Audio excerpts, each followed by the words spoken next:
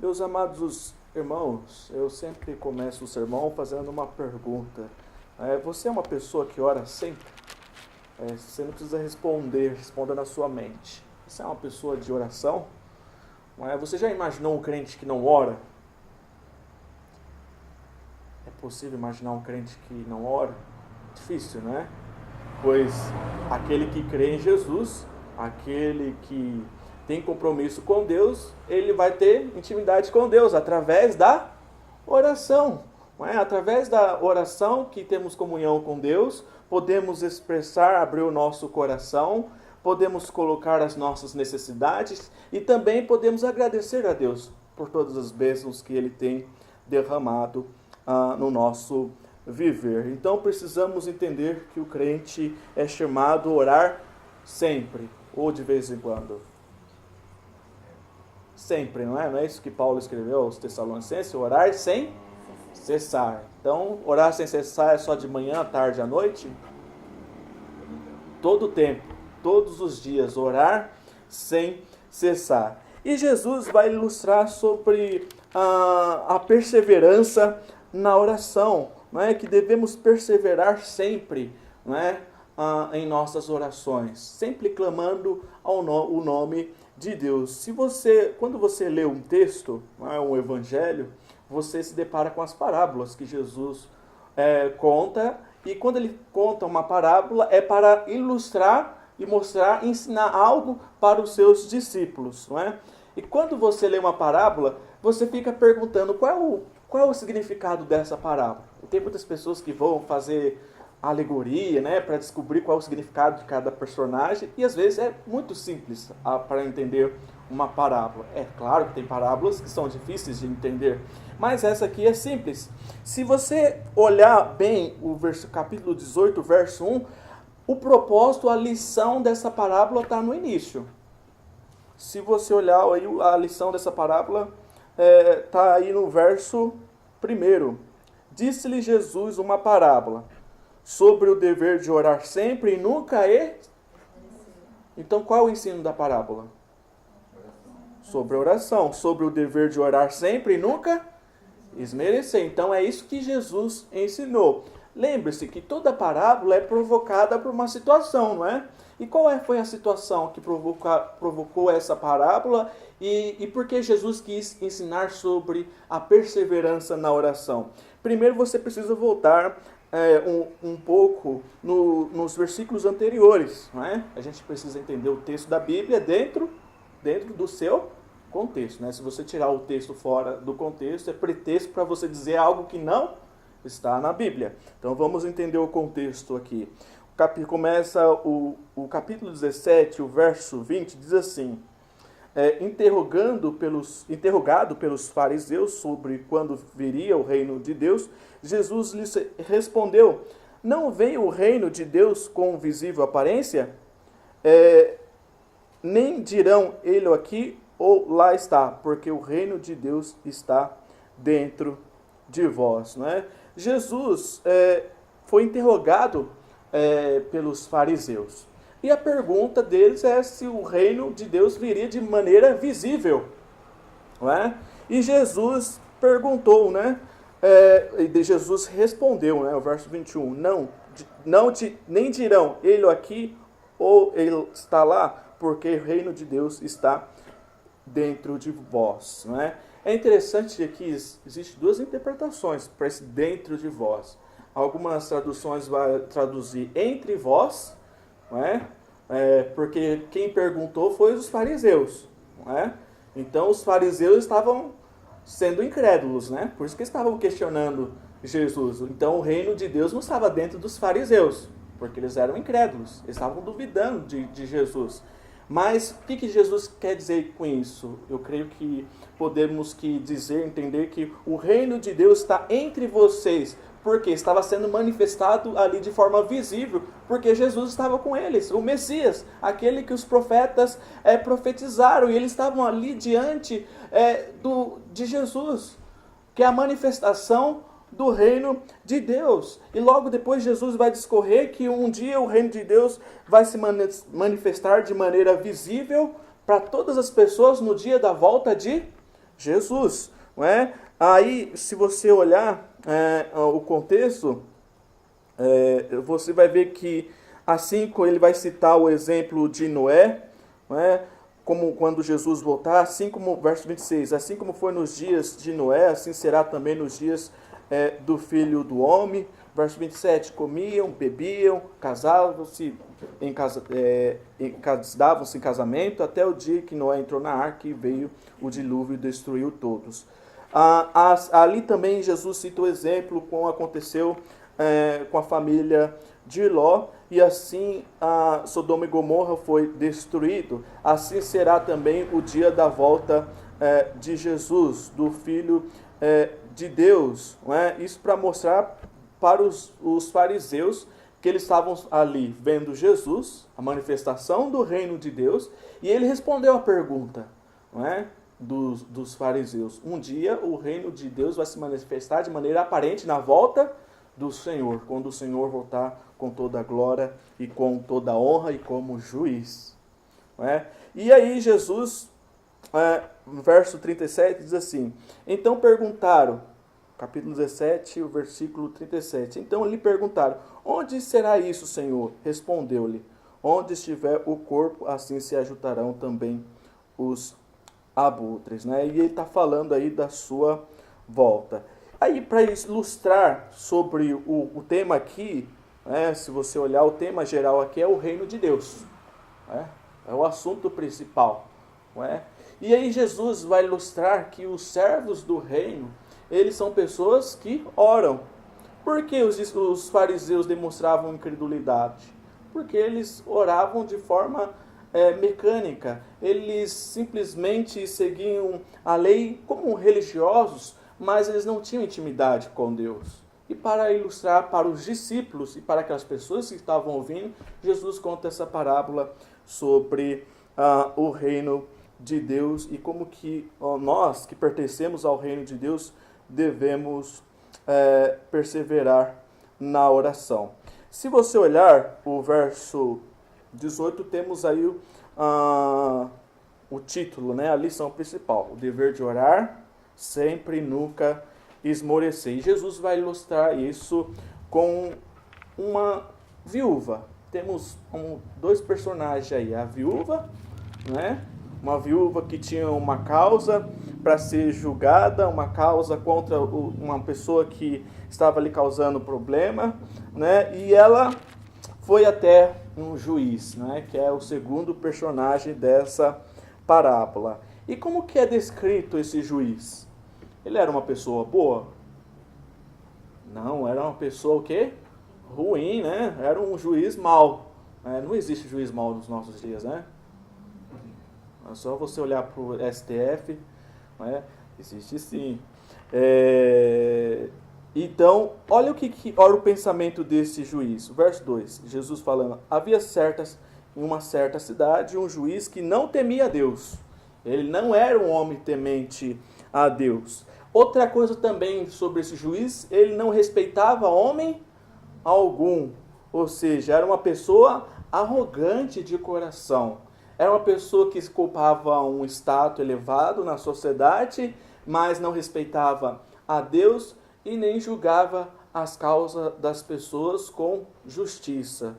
Pelo contrário, por isso que ele é um juiz iníquo, pecador, ou seja, alguém que não temia Deus e não respeitava as pessoas, homem algum. No versículo 3 diz assim que Jesus introduz uma personagem, que havia também naquela mesma cidade uma viúva, que constantemente ia até esse juiz. Né? Constantemente ela ia até esse juiz para julgar a causa contra os seus adversários. Até o verso 3 vemos aí a viúva dizendo: julga a minha causa contra o meu adversário. Isso mostra, meus irmãos, que ela era uma pessoa perseverante. Não é? Era um homem, o juiz era um homem não temente a Deus, não temia, desprezava as pessoas, e ela era uma pessoa perseverante. E temos uma lição aqui. Né? A oração do crente deve ser com perseverança. Você já percebeu, não é, o quanto é difícil falar com uma autoridade pública? Não é? Um exemplo, você quer falar com o prefeito, aqui é um município ou faz parte da... é um município? Se você quiser falar com o prefeito de Mirassol, é fácil? Eu quero falar pessoalmente com o prefeito. Você vai ter que falar com a secretária, não é? Você vai falar com a secretária ou você vai ligar lá na prefeitura, vai marcar um horário e ainda assim para você conseguir falar com o prefeito. Um exemplo, quando você quer resolver algum problema, vamos ilustrar algo que todo mundo conhece, operador de celular, televisão a cabo, alguma coisa relacionada à internet, você precisa passar por aquele atendimento, aperte 1, aperte 2, aperte 3, aí você fica sendo transferido, jogado de um lado para o outro, não é? Nós podemos falar diretamente com Deus, não é? Não existe lá aquela central de atendimento, aperte 1 para falar com Deus, aperte 2, não, você fala diretamente com Deus, por meio da mediação de Jesus. Por isso que oramos em nome de Jesus, não oramos no nosso nome ou em nome de outra pessoa, mas no nome de Jesus. É por isso que precisamos perseverar sempre, porque temos acesso à presença de Deus. Podemos simplesmente falar diretamente com Ele. Esse é o privilégio que o crente tem. Uma das coisas mais maravilhosas é a oração. É saber de fato que o Deus Criador dos céus e da terra, do universo, o Deus que chamou as coisas que não existem à existência, é esse Deus que fala conosco e podemos falar com Ele por meio da oração. Por isso que Jesus conta a história desse juiz iníquo para ilustrar sobre a perseverança na oração. Não é? Vamos fazer uma distinção aqui. O que significa ser perseverante na oração? É você determinar alguma coisa para Deus? Não. Eu já vi gente falando, olha, eu determino que Deus faça tal coisa. É assim que a gente fala com Deus? Quando uma criança fala com a mãe, fala assim, mãe, eu quero tal coisa, eu determino e faça isso. Essa criança merece o quê? Oi?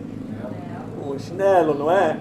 Se uma criança não fala assim com o pai e com a mãe, por que a gente vai falar assim com o Criador, com Deus Todo-Poderoso, não é? A gente temos que nos aproximar de Deus com reverência, não é? Devemos orar assim como Jesus orou no Getsemane. Pai, passa de mim esse cálice, mas seja feita a tua vontade. Não há nada de errado colocar os nossos desejos, nossos sonhos, aquilo que queremos diante da presença de Deus. Mas entendendo que a vontade de Deus será feita.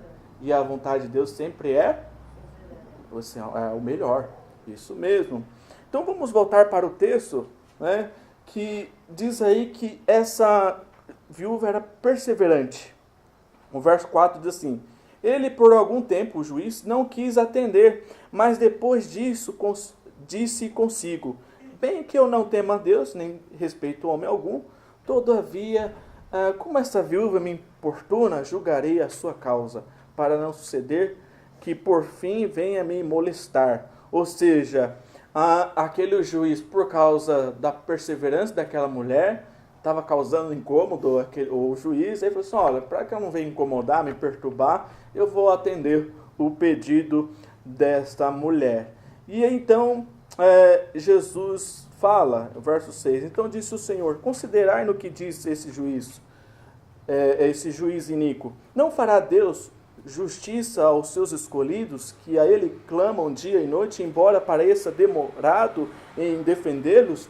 O que Jesus fala aqui? Não é? A comparação não é comparando Deus com o juiz, pelo contrário, Deus ele é bom, não é? Aquele juiz é mau. O que Jesus está dizendo? Olha, aquele juiz, sendo um juiz mau, ele não temia a Deus, ele desprezava os homens, e não temia homem nenhum. Mas por causa da perseverança daquela viúva, ele atendeu o pedido dela. Deus, sendo nosso Pai, aquele que nos escolheu antes da fundação do mundo, ele não fará justiça aos seus escolhidos? Não é? Ou seja, Deus, ele é o oposto daquele juiz. Né? Por causa da sua soberania, por causa da sua justiça, ele ouve a nossa oração conforme a sua vontade. Aí até Jesus faz uma pergunta, embora pareça demorado em defendê-los, não é? Quantas vezes a gente ora, não é? E a gente acha, ai Senhor, está demorando. Não é? Senhor, resolve a minha causa. Senhor, como o salmista Davi disse no Salmo 3, até quando, Senhor? Você já disse isso alguma vez? Até quando, Senhor? Até quando? Não é assim quando que o crente faz? Todos nós fazemos, quando a gente passa por uma dificuldade, uma tribulação, a primeira coisa é, olha Senhor, por que eu? Por que aconteceu comigo? Por que está acontecendo isso? Mas o que Jesus nos ensina aqui? Que devemos ser perseverantes. Devemos ser aquilo que é descrito no início dessa parábola. O dever de orar sempre e nunca esmorecer. Então, esse é o ensinamento dessa parábola, né? A oração perseverante. Né? Outra coisa, Jesus vai ilustrar, caso alguém não tenha entendido ainda o que significa ser perseverante na oração, o que significa orar, Jesus vai contar outra parábola também. No verso 9 ao verso 14, diz aí que Jesus propôs também esta parábola. Por que Jesus propôs essa parábola? Porque ele contou essa história. Tudo tem um motivo, né? Nada é por acaso. Se você ler o texto assim, porque alguns confiavam em si mesmos, porque se consideravam justos e desprezavam os outros. Uma pessoa que despreza os outros, uma pessoa que confia em si mesmo, ela vai depender de Deus? Uma pessoa soberba, orgulhosa, ela vai orar sem cessar? Não. Porque orar significa que devemos abrir o nosso coração diante de Deus. Orar significa depender exclusivamente de Deus. A oração demonstra o quanto estamos próximos de Deus. Quanto mais você ora, mais próximo de Deus você estará. Se você ora pouco, você vai ter muitas dificuldades. Não é? Precisamos orar bastante. Quer ver uma coisa que acontece muitas vezes em nossas igrejas? Não vou falar de outras igrejas, não. Vamos falar das nossas igrejas. É bom a gente fazer autocrítica. Não é? Quantas vezes, né, as pessoas não comparecem na reunião de oração? Às vezes durante a semana. Às vezes sempre as mesmas pessoas. Parece que as pessoas não entendem que a oração é algo primordial na vida do crente. E principalmente oração com os irmãos, com aqueles que professam a mesma fé. Tudo bem, você ora na sua casa sem cessar, constantemente, andando, caminhando, de dia, de noite, no trabalho, mas precisamos nos reunirmos para orar.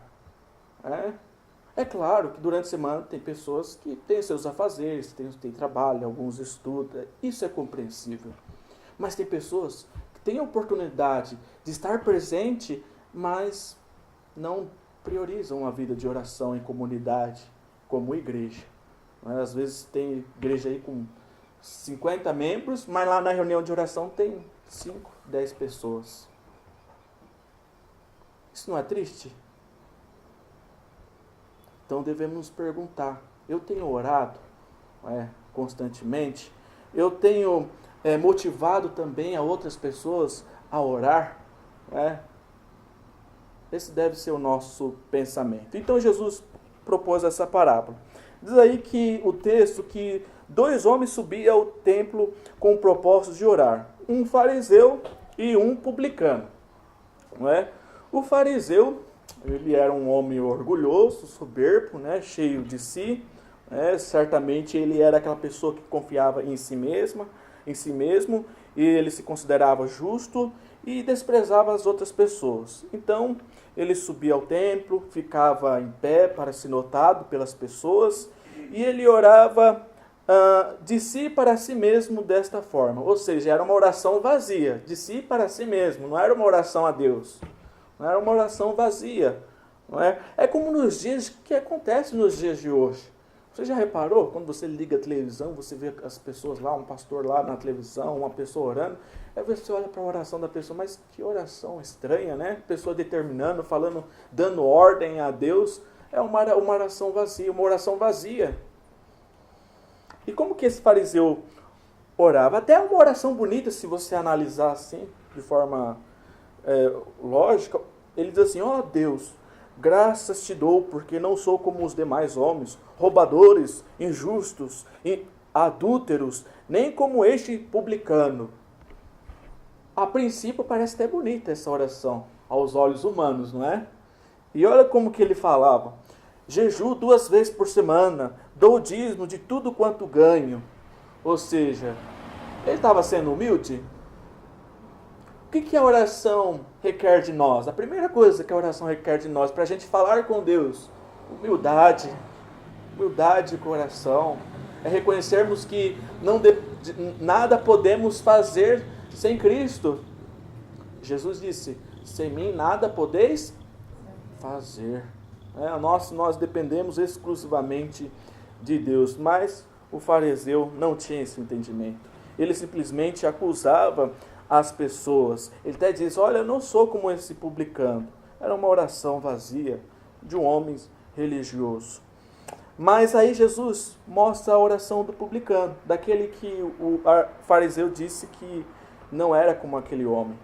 E o publicano, e uma atitude humilde, diz assim, o publicano estando em pé, longe, não ousava nem levantar os olhos aos céus. Ou seja, ele estava tão assim contrito em seu coração que ele não ousava levantar os seus olhos aos céus por causa da contrição, do seu sentimento, da sua dependência de Deus, né? Sabendo que ele era um pecador que carecia da glória de Deus. E como que foi a oração do publicano? Foi uma oração curta, mas uma oração bonita. A oração que Deus atende. Ele diz assim, ó Deus, se propício a mim, pecador. Deus, perdoa os meus pecados. Tenha misericórdia de mim, Senhor. Que oração diferente da oração do fariseu. Precisamos orar dessa maneira. Nossas orações precisam ser orações que demonstrem o quanto dependemos de Deus. Você precisa adorar a Deus através da oração. Você precisa confessar os seus pecados a Deus através da oração. Você precisa colocar tudo diante do Senhor. Eu vou fazer uma pergunta aqui, irmãos. Nós colocamos tudo mesmo diante de Deus? A Bíblia nos ensina a colocar tudo, não é? Paulo fala assim que devemos fazer conhecidas as nossas súplicas. Quantas vezes a gente vai tomar uma decisão, a gente não ora, aí deu errado, aí não foi a vontade de Deus. Você colocou diante de Deus? Não é? Por isso precisamos sempre orar antes de tomar alguma decisão. Precisamos ser perseverantes. E perseverante é orar sempre, sem cessar. Não é? A perseverança significa que devemos reconhecer a nossa dependência de Deus, assim como esse publicano orou, ó Deus, se propício a mim, pecador, porque somos pecadores. Muitas vezes não sabemos orar como convém também. Podemos orar com uma motivação errada, não é? Abra sua Bíblia lá em Tiago. Tiago vai falar sobre isso.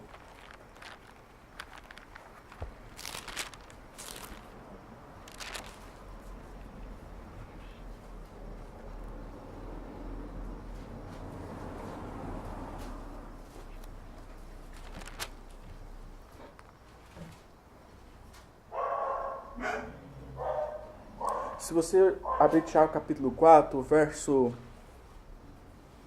2, Tiago vai dizer assim, Tiago capítulo 4, verso 2: Cobiçais e nada tendes, matais e invejais, e nada podeis obter, viveis a lutar e fazer guerras, nada tendes porque não pedis. Pedis e não recebeis, porque pedis mal, para esbanjares em vossos prazeres. Ou seja, aqui Tiago está orientando aquelas pessoas que muitas pessoas oravam, mas com a motivação errada. Não para glorificar a Deus, para fazer a vontade de Deus, para que a vontade de Deus fosse feita na vida daquelas pessoas. Mas algumas pessoas estavam orando ali para esbanjarem o quê? Os prazeres, ou seja, orando de forma simplesmente com a motivação errada. Muitas vezes oramos com a motivação errada. Não é? Então, como orar com a motivação correta? Como aprender a orar? É através da Bíblia. Quanto mais você lê a Bíblia, você aprende a orar. Quanto mais você lê os Salmos, se você quer aprender a orar de verdade, leia os Salmos. Vai nos ensinar muito sobre a oração, de como a gente deve se dirigir a Deus. É assim que aprendemos a falar com Deus. Mas na verdade, meus amados irmãos, é que somos pecadores.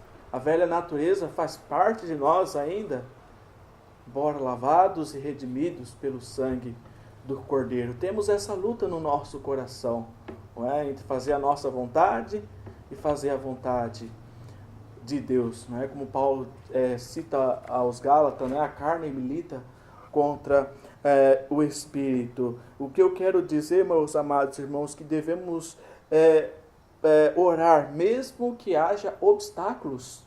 Quantas vezes a gente ora e persevera e a gente já quer desistir? Ah, Senhor. A nossa tendência é sempre desistir. A gente ora uma vez, aí a segunda, até passa a terceira, a quarta vez você já... será que é a vontade de Deus? A oração perseverante não significa que Deus vai atender todos os seus pedidos.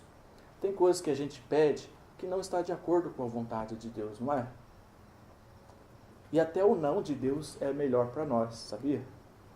Porque quando Deus diz não, Ele sabe o que é melhor para nós. E quando Deus diz sim, é porque Ele sabe, Ele conhece todas as coisas, Ele é onisciente, onipresente, Ele sabe que aquilo que estamos pedindo está de acordo com a sua soberana vontade. A nossa oração não é para mudar a vontade de Deus. Pelo contrário, nós oramos para que Deus mude a nossa vontade, o nosso coração. Porque Deus é imutável. Por isso que Jesus nos ensina a perseverar na oração. Aí ser perseverante na oração é entender que Deus vai mudar o nosso coração para que a nossa oração seja de acordo com a sua vontade.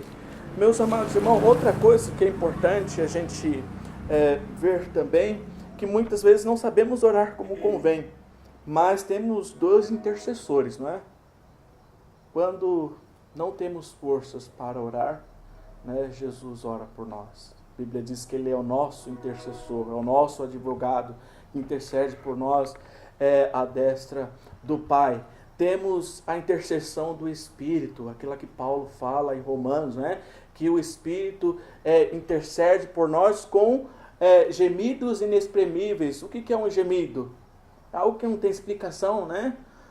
O que Paulo está dizendo? Que o Espírito Santo pega as nossas... Eu vou usar um termo simples, né? O Espírito Santo pega as nossas orações, né? Que muitas vezes são orações tortas. Ele apresenta essas orações de forma aceitável diante de Deus. Por isso que Ele intercede por nós. Por isso precisamos continuar perseverantes na oração, pois o Espírito Santo intercede, Ele sonda o nosso coração, Ele nos mostra qual é o caminho. Certamente esse publicano, ele orava de acordo com a vontade de Deus por causa da ação do Espírito Santo. E aí Jesus vai terminar essa parábola dizendo: digo-vos que este desceu justificado para a sua casa. Justificado não por causa de justiça própria, como a do fariseu, que dizia: olha, eu não faço tal coisa, eu não sou como esse publicano. Ele estava confiado o quê? Na sua justiça própria. Enquanto o publicano, ele dependia da graça de Deus. Ou seja, não foi autojustiça ou autojustificação, mas ele desceu justificado porque Deus foi gracioso para com ele. Deus foi misericordioso para com ele. Aí Jesus ilustra. Diz assim: digo-vos que este desceu justificado para a sua casa, e não aquele e não aquele, porque todo aquele que se exalta será humilhado, mas o que se humilha será exaltado. Mas ainda se alguém tinha dúvida sobre a oração, se tivesse alguma dúvida ainda sobre oração e se as pessoas não compreenderam, os discípulos, Jesus vai ilustrar isso novamente. Qual o que o contexto geral ensina? Está ensinando acerca do reino de Deus. O reino de Deus está entre nós, através da presença da pessoa do Senhor Jesus. O reino de Deus está presente. E aí Jesus vai ilustrar num momento em qual, versículo 15 a 17, em um momento, em uma situação em qual algumas pessoas traziam crianças para que Jesus a tocasse. E os discípulos, vendo tal situação, repreendiam as pessoas que estavam trazendo as crianças. E Jesus disse sobre aquele que quer pertencer ao reino de Deus. Verso 16. Jesus, porém, chamando-os para junto de si, ordenou: deixai vir a mim os pequeninos, e não embaraceis, porque dos tais é o reino de Deus. E o que Jesus está dizendo? Como essas crianças, assim como essas crianças que são inocentes, não no sentido de pecado, porque sabemos que nascemos com pecado original. Aqui Jesus não está ensinando sobre o destino eterno das crianças ou salvação das crianças, não é nesse sentido. O que Jesus vai mostrar aqui? Que devemos receber o reino de Deus como uma criança. Um exemplo: a criança, às vezes você conta algo para ela acredita, não é? Elas acreditam.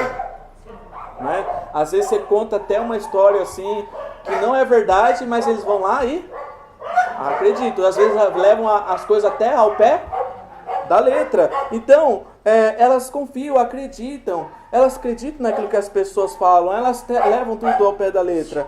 Então, meus amados irmãos, a gente precisamos ser como crianças, Não precisamos questionar ou duvidar das promessas de Deus, mas precisamos crer, confiar somente, não é? Assim como uma criança ouve e acredita naquilo que ela ouve, assim precisamos crer, crer verdadeiramente, pois a fé verdadeira produz frutos, não é? A crer verdadeiramente em Cristo nos leva a ser humilde, não é, de coração, não é? Por isso que Jesus diz assim: não as embaracei, porque como essas crianças é o reino dos céus. Ou seja, aquele que é humilde de coração, aquele que crê em Jesus, não é? O reino, ele pertence ao reino de Deus. Outra coisa que vemos aqui, que Jesus vai ilustrar: as crianças acreditam, e também vemos uma qualidade de impotência. Não é? Se você já olhou, não há nada tão impotente como um bebê, não é? Quanto menor, mais dependente da mãe ele é, não é? O bebezinho recém-nascido, ele precisa pegar ele do berço, dar de mamar, colocar ele, dar banho, precisa ser levado no colo de um lado para o outro. Ele é totalmente dependente de Deus, assim como as crianças, não é? Assim deve ser nós, devemos ser totalmente dependentes de Deus, não é? Devemos depender de Deus. Então, outra qualidade aí que vemos das crianças é que a criança, ela é como uma esponja, né? Ela está pronta a absorver o conhecimento, não é? Ela aprende com facilidade. O adulto já é mais difícil, não é? E tem coisas que você vai ensinar, eles não vão aprender, não vão entender, não é? Ué, às vezes tem que ficar repetindo, você tem que ficar perseverando, não é? Para a pessoa aprender. E ainda assim, tem pessoas que não vão aprender. Mas a criança está apta a aprender. Assim como essas crianças que estão receptivas, né, são dependentes, assim devemos agir para com o reino de Deus, né? Devemos ser receptivos, né? Devemos estar sempre prontos para aprender, para receber instruções da palavra de Deus. O que Jesus está dizendo é bem claro: você deve agir assim. Se você não agir assim, você não entrará no reino dos céus. É isso que Jesus diz no verso 17. Em verdade vos digo, Quem não recebeu o reino de Deus como uma criança, de maneira alguma entrará nele. Né? Ou seja, o que é receber o reino de Deus de maneira como uma criança? É no sentido de você demonstrar a sua receptividade, de ouvir a palavra de Deus, é a qualidade de você acreditar sem duvidar, de impotência, você crer que você depende de Deus, que com a força do nosso braço não podemos fazer nada. Podemos fazer até certas coisas, mas tem coisas que estão além daquilo que a gente pode fazer. Então, meus amados irmãos, qual é o propósito de Jesus aqui? É o dever de orar sempre e nunca esmorecer. Jesus contou essas parábolas para ensinar sobre como Deus atende às nossas orações. A oração que Deus atende, contando a oração do fariseu, do publicano, como que a gente deve se dirigir a Deus, né? Como que podemos, como servos de Deus, orar ao Senhor. E Jesus vai ilustrar isso, trazendo o exemplo das crianças. E eu quero fazer algumas perguntas para deixar para a sua reflexão. Você tem aprendido sobre o reino de Deus? Você tem demonstrado interesse pela palavra? Como que está a sua vida com Deus? Sua vida de oração? Você tem orado sem cessar? Ou você tem orado muito pouco? Ou quase não ora? Se você ouviu essa palavra, eu quero dizer para você que se você não tem orado, você precisa orar mais. Orar mais. E se você não tem colocado tudo diante de Deus, você tem que colocar tudo.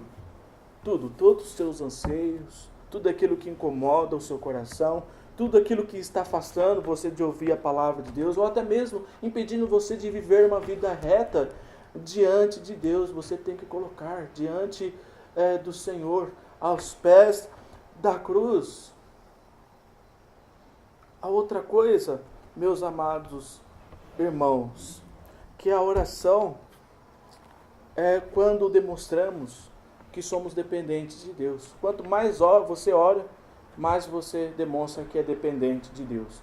E quanto menos você ora, você está dizendo, afirmando que você é independente, que você é uma pessoa que é autossuficiente. Mas o que acontece com uma pessoa autossuficiente? Ela acaba seguindo caminhos que vão levá-lo a caminhos ruins. A Bíblia diz que Deus resiste aos soberbos, mas concede graça aos humildes. Né? A outra coisa que eu quero chamar a nossa atenção é a sua vida devocional. Oração também implica em vida devocional. Você tem se alimentado espiritualmente da palavra de Deus? Às vezes as pessoas, eu não tenho tempo de orar. Eu não tenho tempo de ler a Bíblia. E quando a gente passa por um problema, qual é a primeira coisa que vem na nossa mente? Meu Deus, não é assim? A gente não tem tempo para nada. Eu não tenho tempo para ir no culto, eu não tenho tempo para ir na reunião de oração na igreja, mas tem tempo para muitas outras coisas. Quantas vezes a gente fica lá 1, 2 horas na frente da televisão, né?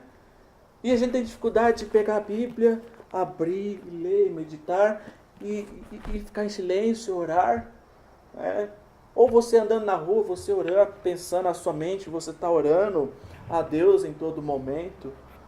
Então devemos ser perseverantes na oração. Devemos orar sem cessar. Que Deus nos abençoe, que Deus nos guarde. Vamos orar ao Senhor constantemente. Que Deus nos abençoe. Amém?